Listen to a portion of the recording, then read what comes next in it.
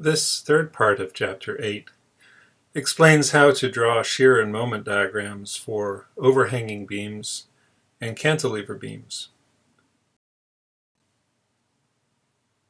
Here's an overhanging beam.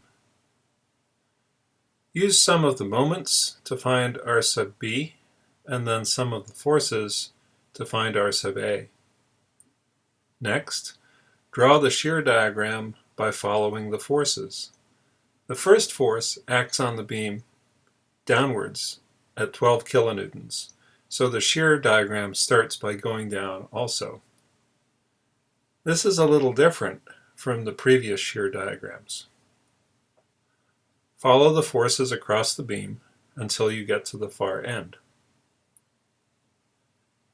The moment diagram starts at a diagonal line going downwards because the first rectangle in the shear diagram is a negative area. The moment diagram starts going upwards past point A because the area in the shear diagram is a positive area. Then it goes downwards again before heading back up to 0 at the right end of the beam. The largest shear load is between the left end of the beam and point A. So if the beam fails due to excessive shear stress, this is where it will fail. The largest bending moment is at point A. So if the beam fails due to excessive bending stress, it will fail at point A.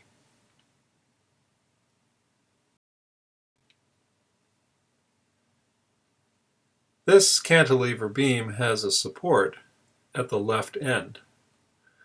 There is a downward point load of 7 kips and an upward point load of 2 kips. R sub A is easy to find using sum of the forces. The sum of the moments at the wall equals 0. We have a moment at point A and moments created by the applied loads, resulting in M sub A equaling 15 kip feet. M sub A is the positive counterclockwise moment reaction that prevents the beam from sagging. Very close to the wall, within the beam, there is an equal and opposite moment to M sub A. Since it's equal and opposite, it's negative. When we draw the moment diagram, we're drawing the moment within the beam, so we start at negative 15 kip feet. The first rectangle in the shear diagram is positive, so the moment diagram is heading upwards at a diagonal to positive 10 kip feet. The second rectangle in the shear diagram is negative, so the moment diagram heads downwards at a diagonal until it reaches 0.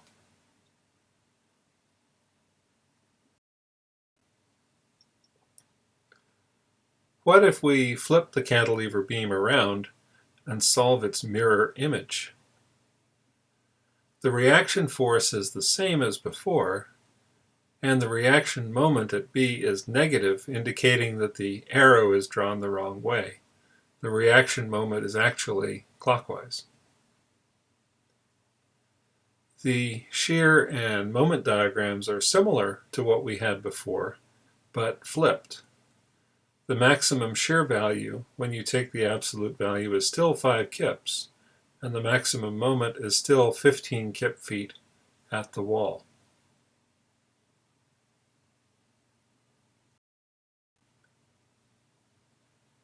If you have a non-uniform distributed load, start by drawing an equivalent load diagram off to the right and calculate the reactions.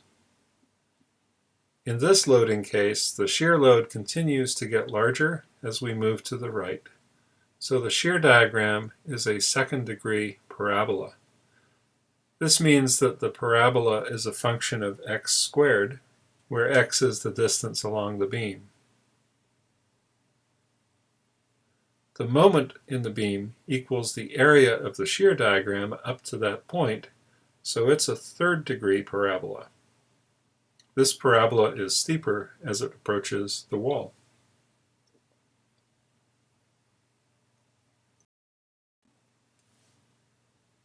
Here's a more interesting non-uniform distributed load. Again, we start by drawing an equivalent load diagram off to the right and calculate the reactions. Now we have a second-degree parabola in the first part of the shear diagram and a rectangle in the second part. The moment diagram starts with a third-degree parabola, then becomes a diagonal line down towards the wall. How do we find M1? It's the area under a concave parabola. Appendix C gives us the area under two kinds of second-degree parabola, concave and convex. The area within a concave parabola is 1/3 the base times the height, while the area within a convex parabola is 2/3 the base times the height. We solve for m sub 1, then subtract the area of the rectangle, and we get the same answer we had above. M sub b is minus 6,600 foot-pounds.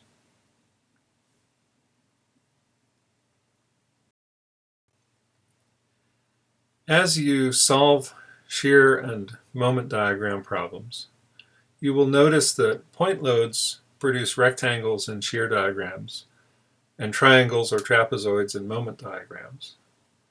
Uniform distributed loads produce triangles in the shear diagram and second-degree parabolas in the moment diagrams. Triangular non-uniform distributed loads produce second-degree parabolas in the shear diagrams and third-degree parabolas in moment diagrams. What we're really doing is a visual form of calculus.